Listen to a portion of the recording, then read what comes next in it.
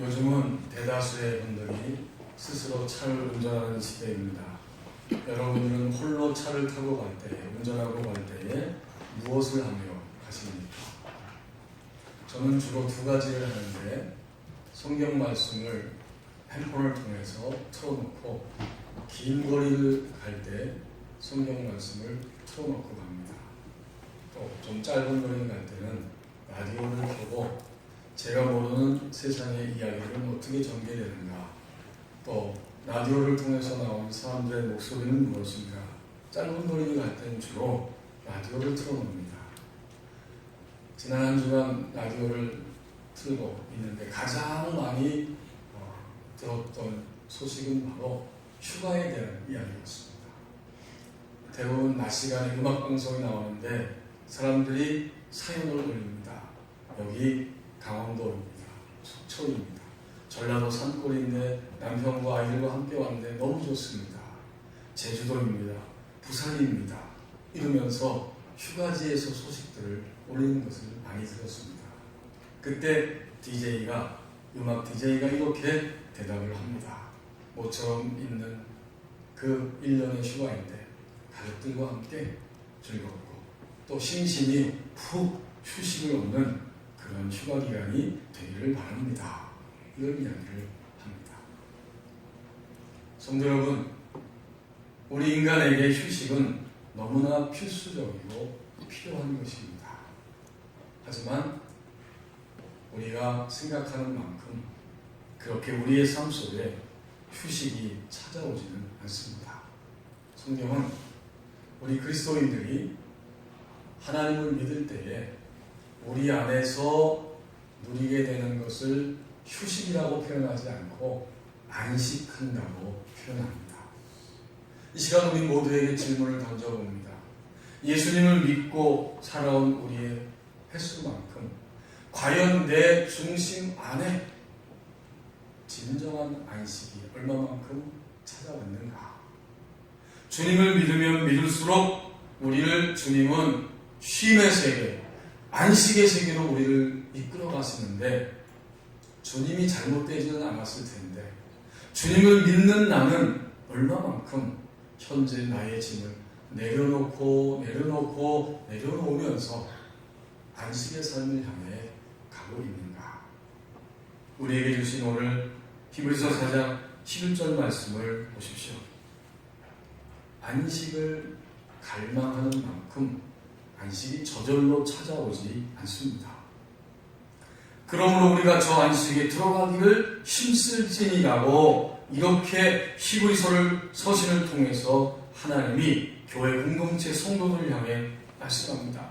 너희가 나를 믿는다고 하지만 여전히 짐을 지고 안식을 누리지 못하고 있구나. 저 안식에 들어가기를 힘쓰라고 권면합니다. 아멘. 누구든지 저 순종하지 아니하는 본에 빠지지 않게 하려 합니다. 아멘. 여기서 저 안식은 어떤 안식인가? 바로 앞에 10절 말씀에 나와 있습니다. 그것은 창조주 하나님의 안식이고 하나님을 믿는 자들이 얻어야 하는 마땅한 안식입니다. 아멘. 이미 그의 안식에 들어간 자는 하나님이 자기의 일을 쉬심과 같이 그도 자기의 일을 쉬느니라. 아멘. 하나님이 천지만물을 창조하시고 일곱째 날에 쉬시며 안식하셨습니다. 기뻐하셨습니다. 물론 하나님은 지금도 안식하시면서 다스리고 구원하고 심판하고 그 구원의 완성을 향해 움직이고 계시지만 하나님은 안식하시는 하나님이십니다. 그 하나님을 믿을 때 하나님이 안식하는 것과 똑같이 그의 안식에 들어간 자는 그도 자기의 일을 쉰다. 그러므로 11절에 보면 이렇기 때문에 우리는 저 안식, 하나님과 하나님 안에 들어간 자들이 쉬고 있는 그 안식에 들어가기를 힘써야 한다. 아멘. 순종하지 않아서 구약시대 광야를 걸어갔던 하나님의 백성들이 순종하지 아니함으로 안식을 누리지 못했다. 그들은 가나안 땅에 들어가지 못하고 광야에서 다 죽었다는 거예요. 그 본에 빠지지 않게 하려 함이라. 이 히브리 서신을 받는 교회 공동체는 예수님을 믿으면서 핍박을 받았습니다. 구체적으로 그들은 감옥에 갇히게 되고 또 능욕, 업신여김을 받게 되고 재산을 몰수당하는 이런 일이 일어났습니다. 히브리서 뒷부분에 10장 32절에서 34절에 그 이야기가 나옵니다. 이러다가 보니까 히브리서 12장 12절 말씀처럼 그들은 무릎이 약하여지고 피곤해서 일어나 걸을 수 없는 이런 상태에 떨어집니다. 바로 그런 공동체를 향해서 오늘 하나님이 11절에서 하시는 말씀입니다. 그러므로 너희는 안식에 들어가기를 힘써야 한다. 나를 믿으면 안식하는 삶이 찾아온단다. 이렇게 오늘 성령의 감동으로 이 서신을 통해서 그 당시 교회 공동체를 향해 그리고 우리를 향해 말씀합니다. 우리는 예수님을 믿고 또 구원의 완성을 이루시기 위해서 다시 재림에 오실 우리 주님을 역시 믿고 있는 자들이지만 여전히 우리는 우리 내면 안에 또 우리의 삶 속에 하나님이 주시는 안식을 누리지 못하고 알지 못하고 그 안식에 들어가지 못하는 경우가 많이 있습니다. 한 인디안 부족이 그 버팔로 물소를 쫓으면서 사냥하며 이동하면서 생활하고 있었습니다. 그들이 막 물소 버팔로를 쫓아가다가 갑자기 추장이 여기서 쉬자 하면 사냥하는 것을 멈추고 그 자리에 텐트를 치고 쉬게 됩니다. 그러자 한 부족 사람이 추장에게 질문합니다. 추장님, 우리가 조금만 더 가면 사냥감을 얻을 텐데 왜 여기서 텐트를 치고 쉬어야 합니까? 그때 지혜로운 추장이 이렇게 대답을 했습니다. 우리가 너무 빨리 달려가면 우리의 영혼이 뒤처져 따라올 수 없다. 현대인에게, 우리 그리스도인들도 예외 없이 누구에게나 이 쉼, 안식이 절대적으로 필요하다는 이야기일 것입니다. 그런데 갈망하는 만큼, 안식을 갈망하는 만큼 안식은 저절로 찾아오지 않습니다. 이제 12절 말씀을 보십시오. 분리와 판단이 일어난다고 말씀합니다. 아니, 하나님께서 안식을 말씀하시다가 갑자기 12절에 보면은 하나님의 말씀 자체를 이야기하고 있습니다. 이게 도대체 어떻게 연결이 되는 것인가? 이게 무슨 뜻일까? 결국 그리스도인의 삶은 휴식 차원이 아니라 깊은 안식의 차원이기 때문에 그 안식은 하나님의 말씀을 통해서 온다는 사실을 우리에게 보여주면서 하나님의 말씀이 능력으로 신자 안에 역사할 때에 말씀은 우리를 분리시킴을 통해서 판단하게 한다고 오늘 12절에서 보여줍니다. 하나님의 말씀은 살아있습니다. 하나님 말씀 죽은 게 아니에요. 하나님의 말씀이 읽든지 선포되든지 우리의 영이, 우리의 속사람이 그 말씀을 듣기 시작할 때 그것은 살아서 움직이는 말씀이 되고 아멘. 더 나아가서 활력이 있다. 이 활력은 운동력입니다. 반드시 이 말씀이 들려지면 목표점에 도달해서 열매를 맺게 되는 거예요. 아멘. 이게 바로 하나님 말씀이 활력이 있다, 이런 의미입니다. 이렇게 살아있고 활력이 있는 하나님의 말씀을 아주 날카로운 검에다가 비유하고 있습니다. 좌우의 날선 어떤 검보다도 하나님 말씀은 더 예리하다, 아멘. 날카롭다는 겁니다. 인간이 가지고 있는 이 날카로운 검이 어디까지 찌를 수 있느냐, 여기 비유적으로 말하고 있죠. 인간이 가지고 있는 칼은 관절과 골수를 찔러 쪼개기까지 한다고 합니다. 관절을 위아래로 딱 잘라버리는 거예요. 그리고 골수를 안과 밖으로, 안팎으로 쪼개버립니다.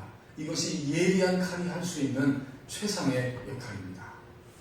그런데 하나님 말씀은 얼마나 놀라운지 오늘 12절 중간에 보면 혼과 영과 관절과 골수를 찔러 쪼개기까지 한다. 이게 하나님의 말씀이라는 겁니다. 결국 하나님의 말씀은 신자에게 강력하게 역사해서 분리시키는 일을 하는 거예요. 뭘 분리시킨가 봤더니 이 혼은 우리의 지정이죠. 의지, 감정, 느낌, 생각 이런 것들이 지정이가 혼입니다. 하나님의 말씀이 혼을 분리시키고 그 다음에 하나님께 예배하고 하나님과 교통하고 하나님을 알고 교제할 수 있는 우리의 영을 분리시키고 그리고 우리의 관절과 골수 곧 육체를 분리시켜버립니다. 이게 도대체 무슨 뜻일까요? 결국 우리가 주님을 믿으면서 우리는 매일매일 아침부터 저녁까지 살아가는데 내가 움직일 때 나라고 하는 존재가 나라고 생각하고 움직일 때 누가 나갔느냐 누가 움직였느냐 이것을 분리시킨다는 의미입니다. 우리의 지정의가 움직일 수 있습니다. 그렇죠? 또 우리의 영이 우리의 속사람이 하나님과 교제하고 예배하는 가운데 움직일 수도 있습니다. 더 나아가서 우리의 육체적 본성이 움직일 수도 있습니다. 그런데 점점 말씀이 신자 안에 들어갈 때 이 신자는 누가 나갔느냐 하는 것을 점점 볼 수 있게 되는 거예요. 누가 나갔느냐 지금 내 안에서 볼 수 있습니다. 보기 때문에 그는 점점 분리됩니다. 또 분리되기 때문에 이제는 하나님의 편에 서서 분리하기 시작하고 그렇기 때문에 동시적으로 판단력이 따라오게 됩니다. 이제 20절 말씀을 전체적으로 다시 한번 보십시오.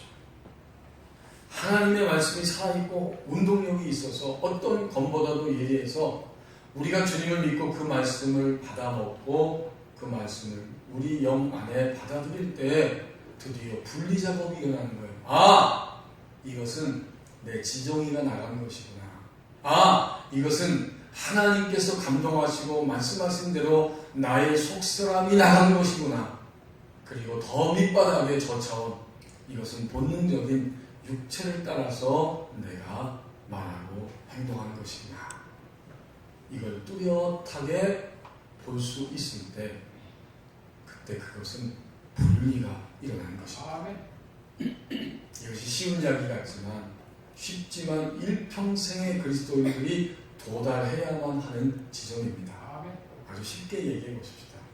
여러분이 이 무더운 여름날 땀을 뻘뻘 흘리고 힘이 든데 마침 사거리에서 이렇게 길을 걸어가고 있는데 저 앞에 내가 가장 싫어하는 내가 절대로 마주치고 싶지 않은 원수 같은 사람이 딱 걸어오고 있습니다. 그러면 이제 우리는 나가야 합니다. 뭐가 나갈까요? 우리 12절 말씀대로 순서대로 그렇게 해보십시다. 우리의 혼이 나갑니다.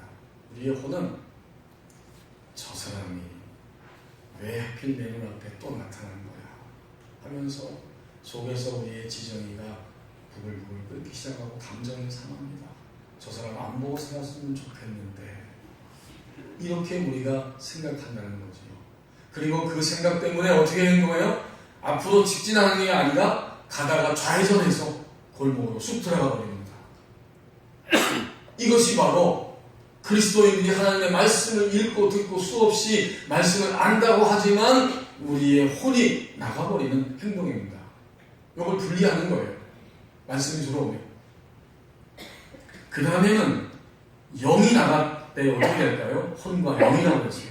우리의 속사람은 하나님의 영의 인도를 받는 우리의 속사람은 이제 저것이 원수이고 내가 너무 저 사람 때문에 힘들지만 내가 저 사람을 회피할 수는 없다. 왜? 지금 얼굴을 회피하면 또다시 또 만날 것이고, 지금 이 사람을 대면하는 것을 내가 받아서 넘기고 감당하지 않으면 저 사람보다 10배는 더 강한 사람을 하나님은 나의 일생에서 만나게 하실 것이다. 그리고 오늘이야말로 내게 주어진 최고의 날인데, 바로 이 날에 사거리 앞에서 저 사람을 만나게 하셨으니 내가 저 원수를 품고 축복하고 사랑하고 하나님의 말씀대로 기도하면서 감당할 수 있는 기회가 나에게 온 것이다. 그것이 뭘까요? 우리의 속사람 영입니다. 그러면 우리의 속사람은 골목으로 쑥 빠져가는 것이 아니라 그 사람을 대면하면서 성큼성큼 자연스럽게 아주 겸손하게 마주치면서 그에게 진정으로 축복하는 마음으로 인사를 하고, 그가 보든지 안 보든지 인사를 하고 지나갈 수 있습니다. 누가 나갔어요? 우리의 속사람 영이 나가는 것입니다.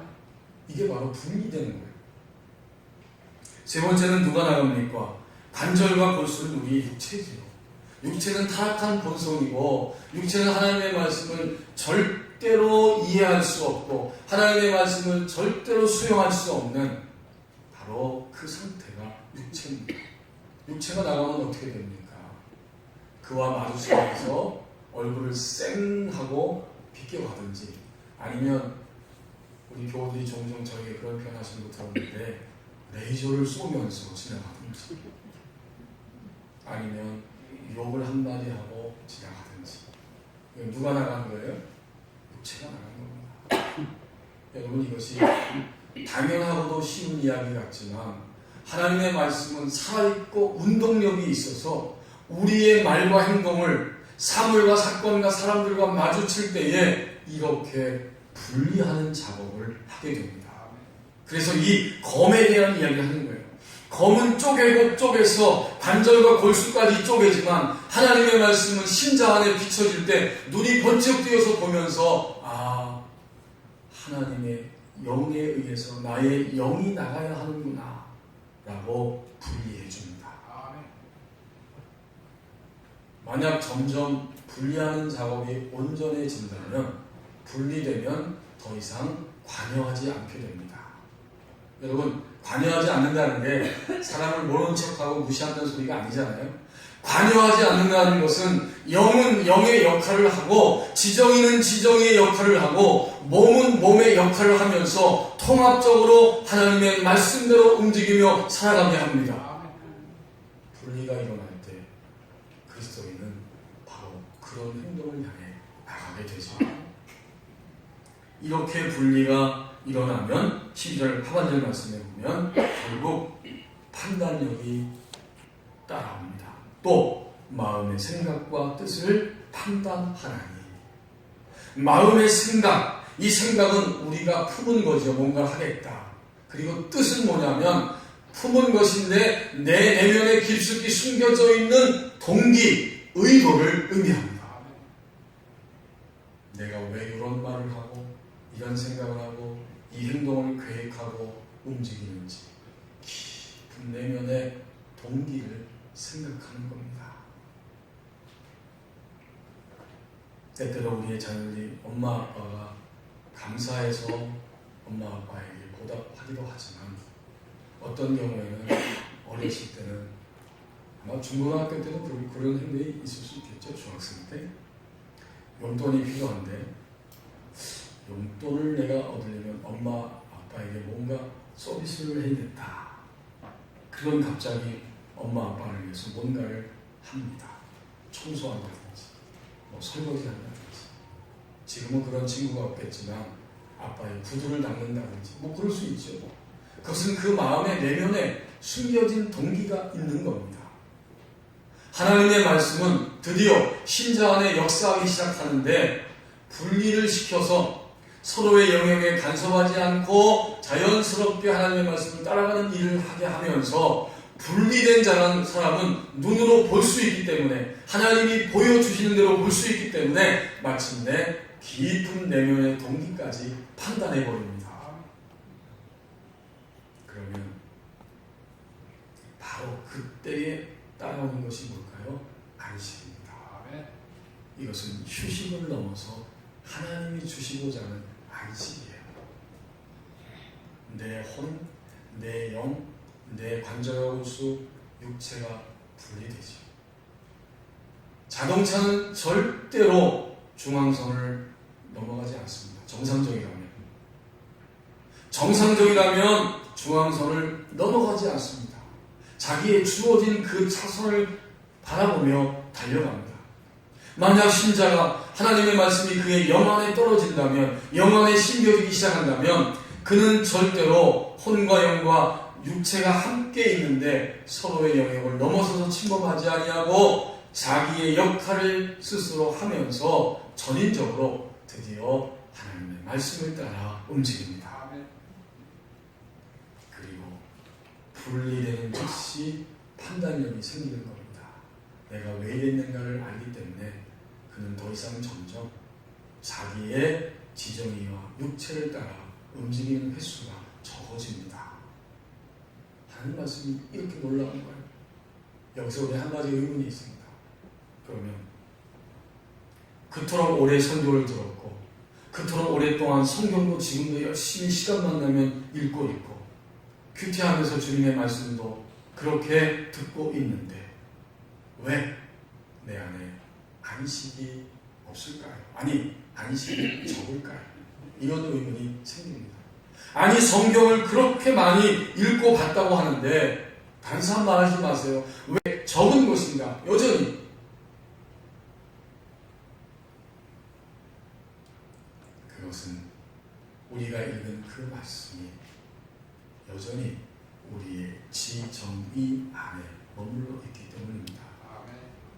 바꿔 말하면 오늘 수많은 사람들이 성경을 듣고 성경을 읽지만 그것은 나의 지식에 불과하고 교리에 치우칠 때가 너무 많습니다. 지식은 안식을 줄 수 없어요. 지식은 필요하지만 지식이 안식을 주는 것이 아니라 우리의 속사람이 영이신 하나님이 하신 말씀을 우리의 영이 절감하며 진정으로 우리의 영이 하나님의 말씀을 받아 먹었을 때에야 드디어 안식이 찾아옵니다. 거기에 큰 차이가 있는 거예요. 만약 우리 지정이가 안식을 준다면 여러분 오늘 당장 돌아가서 여러분이 원수처럼 여기는 사람 사랑하라고 했으니까 그를 축복하고 그에게 그 입힌 손해를 배상하고 그를 사랑한다고 말하고 그와 함께 교제하며 식사를 하십시오. 그리고 매일 한 번씩 그를 위해서 기도하십시오. 이것이 주님의 말씀입니다. 우리가 들은 지정의는 거기까지예요. 하지만 언젠가 우리의 영 안에 하나님의 말씀이 점점 들려진다면 우리는 드디어 하나님의 말씀을 따라서 발걸음을 옮기면서 그 말씀대로 행하는 가운데 하나님의 살아있는 말씀, 운동력 있는 말씀이 우리를 분리시키고 판단하게 하심으로 우리 안에 안식이 찾아옵니다.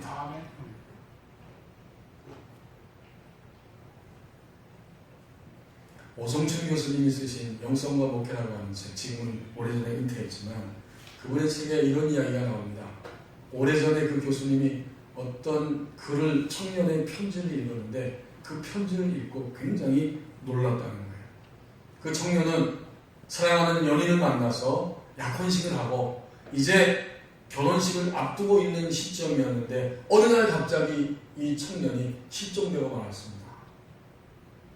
이 약혼녀는 자기의 사랑하는 연인이 보이지 않아서 애타게 그를 찾고 기다리며 1년 동안을 찾아 헤맸지만 전혀 찾을 수가 없었고 1년이 되었을 때 사랑하는 연인에게 편지 한 통을 받게 됩니다.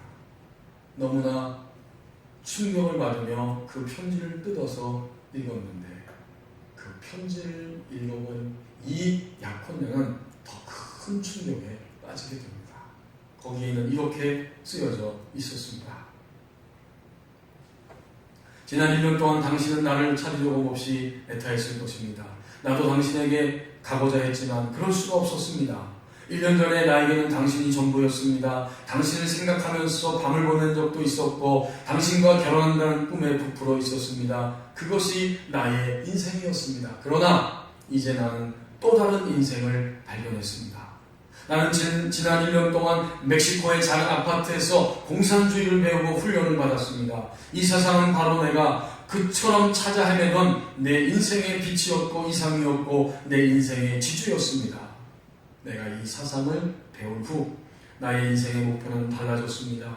공산주의를 이 땅에 실현하고 그것을 위해 살고 그것을 위해 죽기로 작정했습니다. 이제 당신 나에게 별로 의미 없는 존재가 되었습니다. 나의 사상을 실천하는데 오히려 거추장스러운 존재일 뿐입니다. 당신의 길을 찾아가기를 바랍니다. 부정적인 예이지만 약혼녀와 완전히 분리된 청년의 모습을 편지를 통해서 읽을 수 있습니다. 이 부정적인 예를 통해서 우리는 긍정적인 신앙의 의미를 찾아 발견합니다. 분리가 뭔가 봤더니 내가 어느 날 주님을 믿으면서 수없이 많은 설교와 말씀을 읽고 안다고 했는데 그것은 나의 영 안에 심겨진 말씀이 아니었다는 사실을 실감하면서 점점 주의 말씀이 우리의 속사람 안에 들려질 때 우리는 혼과 영과 육체, 관절과 골수를 구분하기 시작하고 드디어 서로의 영역을 침범하지 않게 되고 마침내 하나님 주시는 마음의 깊은 동기까지 판단하는 자리에 올라가게 되고 그때 분리와 판단이 일어날 때 우리 안에 안식이 찾아옵니다. 이제 13절 말씀을 보십시오. 맡김과 순종을 통해서 쉼을 얻게 된다고 말씀합니다. 지으신 것이 하나도 그 앞에 나타나지 않음이 없다. 인간과 모든 만물과 피조물 전체가 하나님 앞에는 항상 24시간 동안 다 벌거벗은 것 같이 드러나 있습니다. 만물이 다 드러나 있어요. 이것은 무엇을 의미하는 것입니까? 오늘 우리의 내면도 외면도 우리 삶 전체가 하나님 앞에 완벽하게 100% 드러나 있기 때문에 신자가 주의 말씀을 따라서 분리와 판단을 따라 걸어가면서 이제는 모든 것을 다 알고 계신 하나님께 자신의 인생을 맡기게 됩니다. 여러분 어디다 우리 인생을 맡기겠어요? 건강하던 사람이 갑자기 심장마비로도 사망하며 하나님 앞에 갈 수도 있습니다. 우리 인생은 바로 그런 것입니다. 우리가 어디에다가 오늘 우리의 삶을 맡기고 있습니까? 혹시 우리 통장에 있는 은행 잔고에 우리의 인생을 맡기고 있습니까? 물론 그것도 맡길 수 있는 거예요. 물질은 그럴 필요하니까. 혹시 어떤 사람이 어떤 대상이 나의 인생을 끝까지 책임져 주리라고 그렇게 여기며 살아가고 있을지도 모릅니다. 하지만 신자는 결국 모든 것들을 다 완벽하게 24시간 보고 계시는 하나님께 자신의 인생을 맡기게 됩니다. 여러분 보십시오. 하나님은 어떤 분인가 보았더니 우리의 결산을 받으실 이의 눈앞에 우리의 결산을 받는다는 것은 우리와 관계하신 분이고 더 나아가서 언젠가는 우리가 우리의 삶의 모든 것을 그분 앞에 서서 설명해야 하는 분, 이런 뜻입니다. 의미가 다 연결되죠. 우리와 관계하신 분이고 우리의 모든 것을 다 설명드릴 수밖에 없는 그분, 그 앞에 서서 그리고 결국 우리의 결산을 받으실 그분입니다. 이런 하나님 앞에 우리의 모든 것이 이미 다 드러나 있습니다. 사실 이것은 두려움이면서 동시에 완벽한 안심입니다. 하나님이 우리의 모든 것을 다 보고 계시기 때문에 알고 계시기 때문에 우리는 드디어 우리 인생을 하나님께 맡겨드립니다. 맡기는 것과 그 다음에 따라오는 순종은 자동적이에요.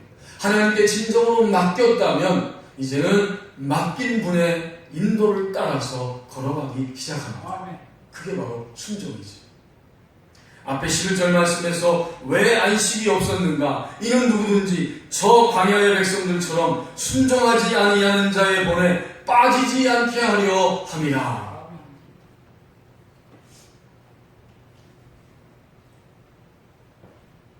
하나님의 말씀을 우리의 영이 계속해서 섭취하고 받아들였다면 그 다음에 과제는 뭘까요? 그것은 하나님의 말씀을 눈을 들어서 보게 하셨기 때문에 이제는 들려주시는 대로 그대로 믿고 순종하는 그리스도인이 되어야 합니다. 하나님 말씀을 알아들었다면 순종할 때 성장과 성숙이 따라오게 되고 성장과 성숙이 따라오는 삶은 바로 안식하는 삶입니다. 우리는 더 이상 자기가 자기를 판단하는 것과 사람들이 자신을 판단하는 것 사이에서 왔다 갔다 하지 않습니다. 오히려 하나님이 나를 사랑하신다는 그 사랑, 그것을 믿고 바라보면서 나도 나 자신을 사랑하기 시작합니다. 하나밖에 없는 나를 하나님이 사랑하신다는 사실을 인식할 때 나도 나를 함부로 판단하고 단정짓지 아니하고 하나님이 사랑하기에 나도 나를 사랑합니다. 저는 종종 그런 기도가 제 머리에 스쳐 지나갑니다. 이 세상에서 많은 분들이 있고 많은 직업들이 있지만 저를 하나님의 메신저로 삼으셨는데 하나님의 메신저된 나를 축복합니다. 여러분, 이게 이기적인 게 아니에요. 자기를 사랑하게 됩니다. 더 나아가서 사람들의 판단에 좌우되지 아니하고 하나님이 말씀하시는 그 길을 향해서 묵묵히 걸어가게 됩니다. 이게 바로 순종의 삶입니다. 하나님께 맡깁니다. 그리고 맡겨드린 만큼 그는 순종하기 시작합니다. 지금은 다 전문가들이 있는 시대이기 때문에 전문가에게 다 맡겨야 합니다. 그렇죠? 뭐 건축하는 것도, 또 우리가 타고 다니는 차도, 다 우리의 몸도 다 전문가에게 맡기는 소송이 벌어지면, 그래서 한국 사회에서 보면 가장 최고의 전문가 변호인 집단이 어디냐 하고 변호사 그 로펌을 찾아가게 됩니다. 이렇게 저렇게 줄을 연결해서 최고의 변호사를 선임하려고 합니다. 변호사의 인도를 따라서 소송에 임하게 됩니다. 오늘 우리의 삶의 가장 주권자의 전문가는 13절 말씀처럼 바로 하나님이십니다. 나 자신, 피조물, 모든 것이 하나도 그분 앞에는 나타나지 않음이 없고 우리를 결산하시는 그분 앞에 만물이 벌거벗은 것 같이 드러나느니라. 나중에 가서 드러난다는 이야기가 아니에요. 지금 이미 다 드러나 있다는 겁니다. 그러므로 우리는 점점 하나님을 향해 우리의 인생 전부를 맡겨드리고 그분이 이끄시는 대로 한 걸음 한 걸음 순종하기 시작합니다.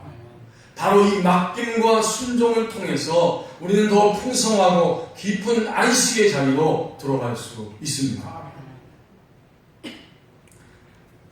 지금은 원로가 되셨지만 지구촌교회 이동환 목사님이 미국에서 목회할 때 미국에서 일어났던 감동의 사건을 책에 기록한 것을 제가 읽어본 적이 있습니다. 13살 된 라이언 화이트라고 하는 소년이 수혈을 받다가 에이즈에 감염이 되었습니다. 그럼에도 불구하고 이 소년은 얼마나 표정이 밝고 긍정적인지 그것을 보면서 마침 그는 유명 인사가 되었고 에이즈 홍보대사가 되었다고 합니다.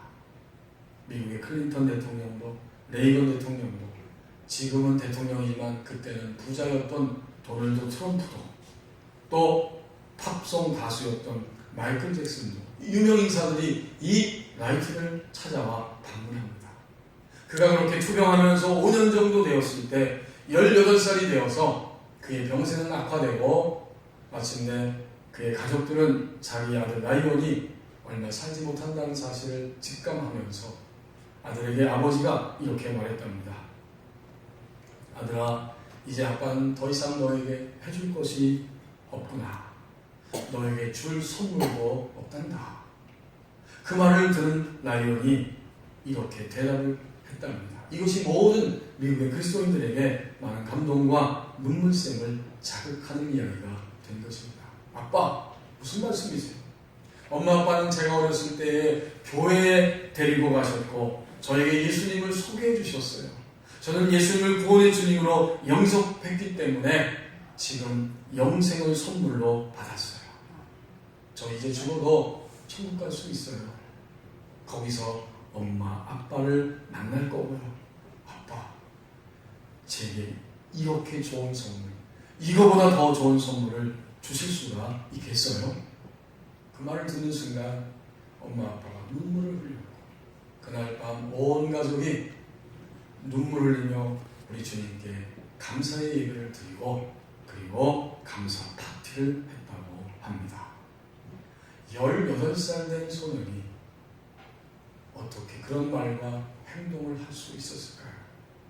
그의 영 안에, 그의 속사람 안에 하나님의 말씀이 들어간 것입니다. 그의 영 안에 하나님의 말씀이 들어갔기 때문에 라이언은 하나님께 일생을 맡겨드릴 수 있습니다. 맡겨드리고 그는 순종하는 삶을 끝까지 살아갑니다. 그가 얼마나 그 고통 가운데서도 안식할 수 있었고 그의 안식의 모습을 통해서 부모들뿐만 아니라 미국 전역의 크리스찬들이 진정 믿음의 길에서 오는 안식이 무엇인지, 맡긴다고 하는 것이 무엇인지, 순종한다고 하는 것이 무엇인지 그 소년을 통해서 그들은 알게 되었습니다. 성도 여러분, 여름철은 휴가철입니다. 많은 사람들이 휴식하고 싶어하고 휴식을 갈망하는 시간들입니다. 그런데 그 안식은 저절로 찾아오지는 않습니다. 하나님의 말씀이 신자의 영 안에 강력하게 역사하며 들어갔을 때 분리와 판단이 일어나게 되고 마침내 맡김으로 순종할 때 우리에게 주님이 그토록 주시고 싶어 하시는 안식이 찾아옵니다. 오늘 우리는 누구입니까? 안식을 향해 가는 그리스도인입니다. 기도하겠습니다.